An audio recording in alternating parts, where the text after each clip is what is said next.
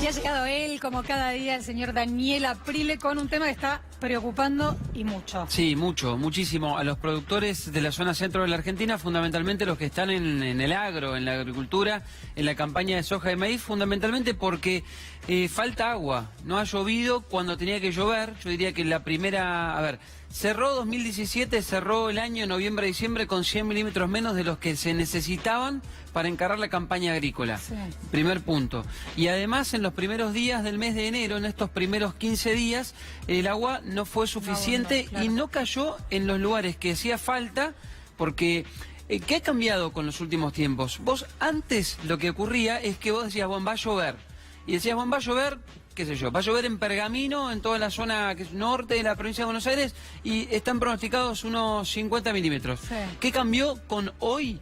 Que vos decís, va a llover y llueve, pero llueve muy sectorizado. Sí, o no sabes cuánto. No, más o menos se puede establecer, pero muy sectorizado. Por ahí te llovió a vos, que estás a unos kilómetros de mi campo, y en el mío no llovió. Claro. Entonces, eso no se puede predecir, y hay lugares donde faltaba agua y no llovió en esos lugares. Y estamos hablando de una época clave, porque para la soja es un momento importante, es la época de siembra. ¿Soja exclusivamente? Soja y maíz, fundamentalmente, son los dos cultivos gruesos, la siembra gruesa, los cultivos más importantes de la Argentina. Aparte, calcula que entre soja y maíz estás hablando de arriba de 100 millones de toneladas de granos. Entonces, si la Argentina tiene 130 y pico de cosecha global, 100 entre los dos cultivos, estás hablando de una gran parte de la cosecha argentina. Así que... Y de la que no se exporta entonces después, y volumen de plata que no entra. Es plata que no entra, es plata que no circula en la Argentina, es menos... El Estado cobra retenciones por la soja, es menos plata que va a ingresar también en ese sentido, así que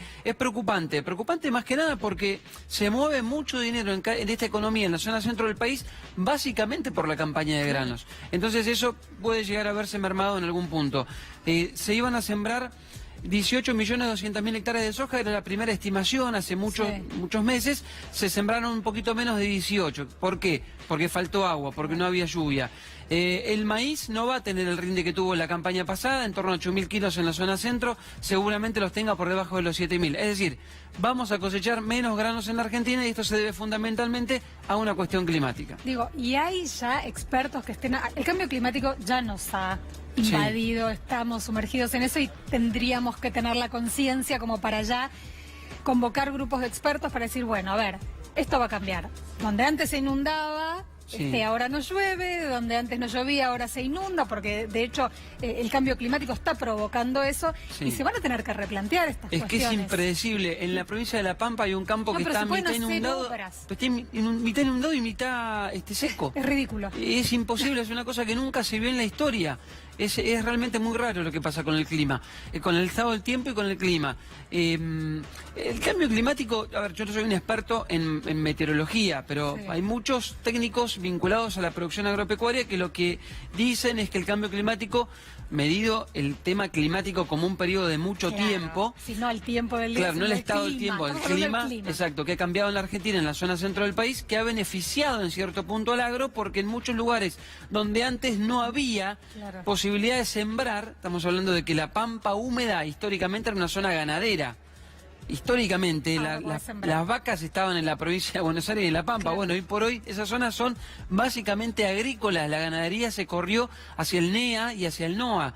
Entonces, tierras que son un poco más áridas, donde también la ganadería se ha adaptado a esos territorios. Pero básicamente el cambio climático que ha generado más lluvias en la zona centro del país, yo diría que entre comillas lo ha beneficiado a la producción agropecuaria. Ahora, ¿cómo sigue esto? Yo no lo sé.